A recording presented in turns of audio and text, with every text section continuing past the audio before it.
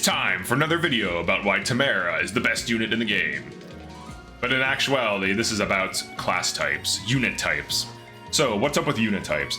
So unit types are a thing introduced in Fire Emblem engagement theory, where you have different archetypes for each unit. So backup units perform chain attacks when their weapon type is within range.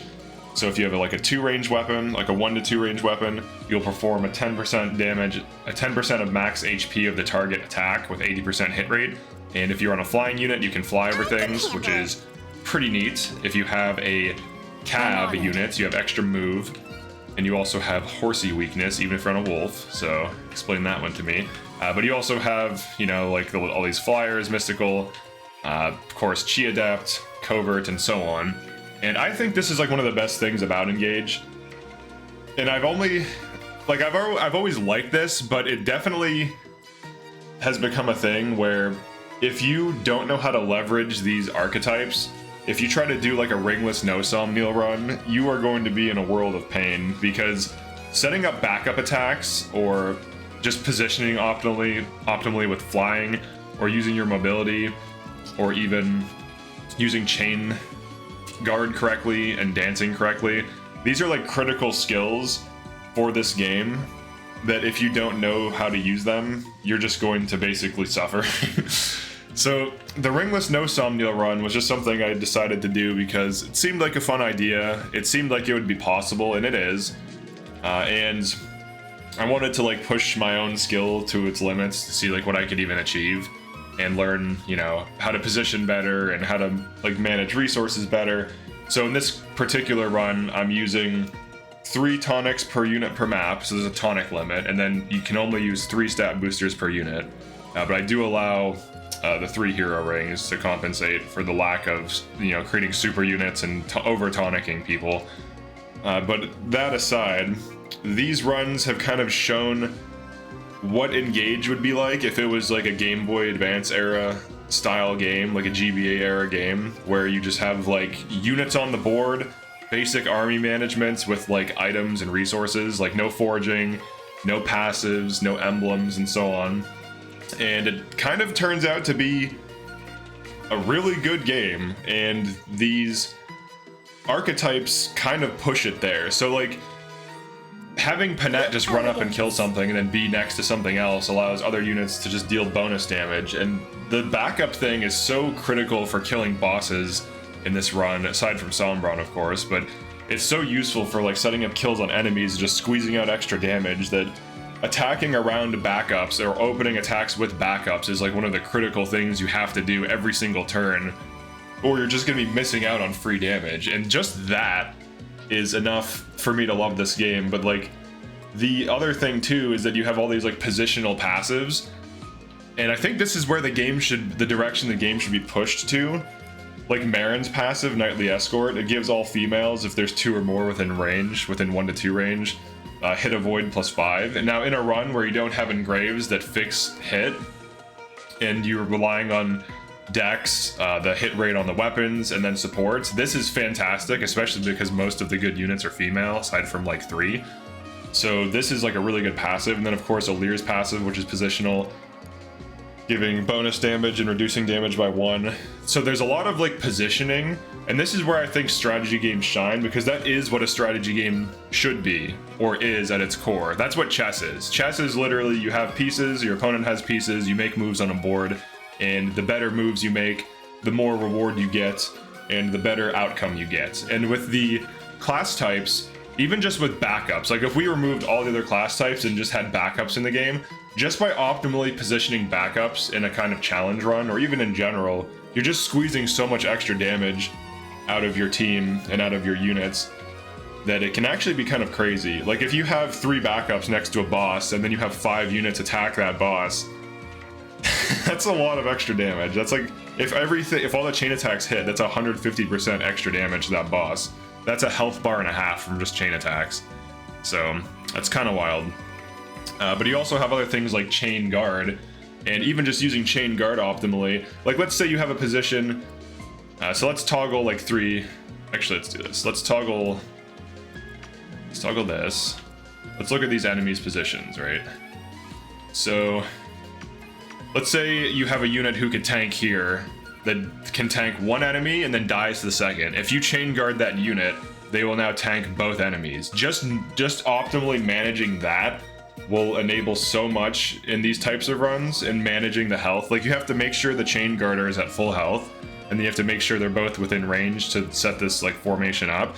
But I've used these little positions, or like these like formations, to completely win stupid positions that seem like you shouldn't be able to win them. And this would not be possible in a game that didn't have these mechanics. So like, if you were to play like 3 houses even, and try to do stuff like this, you'd basically be relying on broken passives to produce these types of results, instead of the actual mechanics in the game that are baked into like the classes themselves. So instead of it being like a decision on the board, and this is where I think the game shines, it becomes a decision in pre-planning. So I think the big issue right now with a lot of strategy games, and this includes games like Unicorn Overlord, to a lesser extent Triangle Strategy, is that there's too much build making and min-maxing, and there's too many like things like foraging and things that happen outside of gameplay. Now, I do think these games should have army management, but I think the army management should be who has what weapons, who has what staves, who has what consumables, who gets what stat boosters, and so on. And I think this like natural desire for more from games is kind of pushing the strategy out of a lot of these games. So like, instead of it being about making strong moves on the board, 70% of what you need to be doing, and then 30% is like army management, it's more like the opposite. It might even be like 90%. It might be 90%, like 80 to 90% of just like setting up builds, getting all the resources, getting all the forges, putting all the engravings on a unit, and then just sticking that unit in an objectively terrible position, and then its stats and build just completely allow it to be somewhere it shouldn't without any skill or thought. And that's typically how a lot of these games are becoming, or like the trend they're leaning into. And I think with runs like this run kind of shows like the Ringless No Somnial type of runs. They kind of show what the game would be like if you removed a lot of things. And it turns out this is like, in my opinion, like a 9.5 out of 10, or even a 10 out of 10. It's pretty close to it. I don't like to give things a 10 out of 10. A 9.5 out of 10 strategy game where strong moves matter. You just remove the aspect of builds by removing passives. You just don't do Somnial stuff. You just don't do the rings, and you have these mechanics that in normal play still matter and can still be leveraged to great effect, but don't matter as much because you just don't have access to broken tools. So like setting up your backups optimally, and another thing too is like positioning flyers optimally. Like the interesting thing about it is every single archetype has something it can do in this run, except for Dragon. Dragon kind of gets the shaft because there's no rings to use, so it's just kind of like a dead archetype in a ringless run. But all the other archetypes, like Covert, can still hop on an avoid tile and be really hard to hit and waste a ton of enemy turns, put chip damage on with poison. Covert Archer, I don't think it's not as good because it can't enemy phase, so the advantage of being unhittable is just so that it can survive if it's on the avoid tiles. Mystic being able to hit through avoid bonuses is huge. Like if an enemy thief is on an avoid tile, you can nuke it. Same thing goes for you. You have to be paying attention to what the enemy has and what you have. So if you have a unit that's standing next to 3 enemy backups and they get attacked 5 times, they're even if they dodge and take 0 damage, they're gonna die from the chain attacks. So like, you have to be paying attention to what the enemy can do too.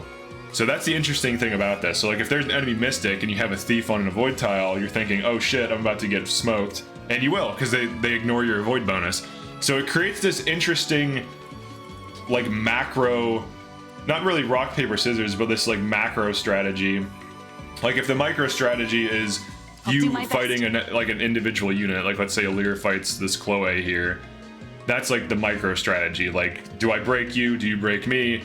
Do I one round you? Do you one round me? Do you have crit chance? Do I have crit chance? These are the things you're thinking about. Do you have effectiveness? Do I have effectiveness? This is like the micro strategy. Then the macro strategy is, I don't want to stick my tank next to 4 backups because it'll melt me. or I don't want to stick my covert in a tree next to mystics because they'll one-shot me.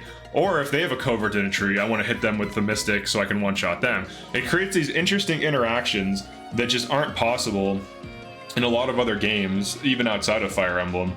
And I think if they were to take this concept and just emphasize that in the next game, that we would have like a near perfect strategy game.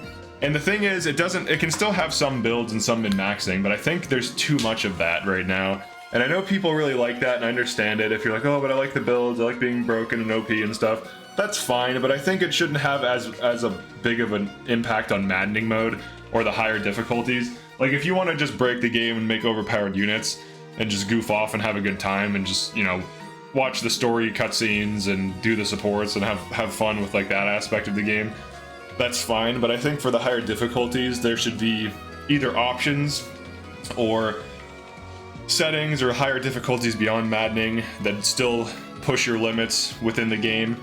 I think it's just too easy to break a lot of these games, and it's not like I'm abnormally really good at these games. It's just that if you know the right setup for builds, the builds do most of the work for you, and you don't have to make strong moves as much. And you can actually make objectively terrible moves, and it'll work out because your build is carrying your playthrough. But that being said, I do think that, you know, it's not clear what's going to happen with like the future of these types of games. If I had to guess, I would say it's going to be more of like builds and min-maxing and crafting.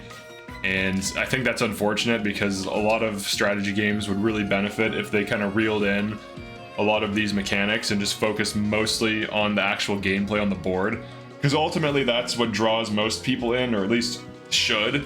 Now obviously for Three Houses, like the dating sim and it's a high school / college aspect, you know, the whole Persona thing is what drew a lot of people in.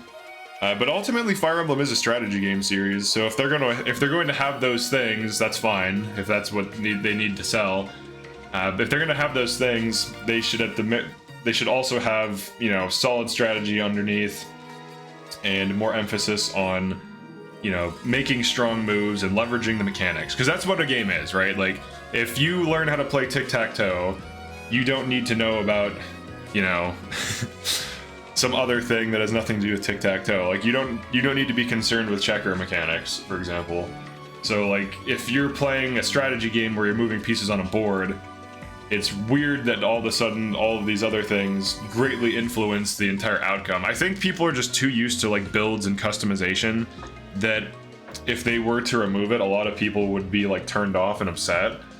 But chess has 600 million active players worldwide, and that game is literally no graphics and just gameplay, and it's just simple moves, and it's the same map every time. So if that game can pull it off, I feel like we could probably pull off, you know, something like this playthrough with, you know, obviously characters and passives and maybe a little bit of min-maxing, and obviously army management still important.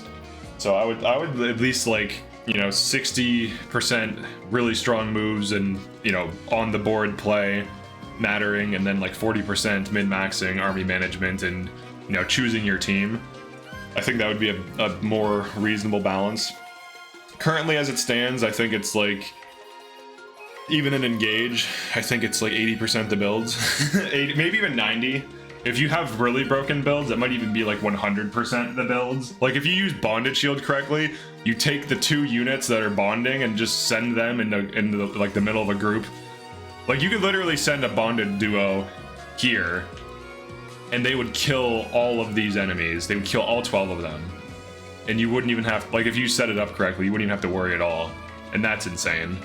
So we need less of that. We need more. Chain Guard is fine because you have to heal the Chain Guarder, you have to be in position, you can't do it indefinitely. So there's like a cost to it.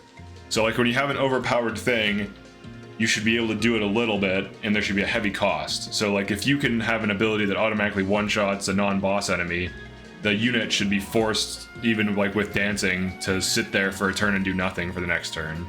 So like one rounding should be difficult, I think, too. I mean, that might be controversial, but I don't think you should be able to just flippantly one-shot or one-round enemies. I don't think that's a good thing. Because then, like, why have all these extra mechanics? Like, why have damage over time mechanics and, you know, backups and all these things if everyone just won rounds? Then it just doesn't matter anymore. So there's a lot of things to consider, but overall, I would say the series would probably be better mechanically if it leaned into these mechanics more and leaned away from, you know, forging weapons to just one-shot things. Alright, so that's it for this one. It's a little bit of a rant video. Peace.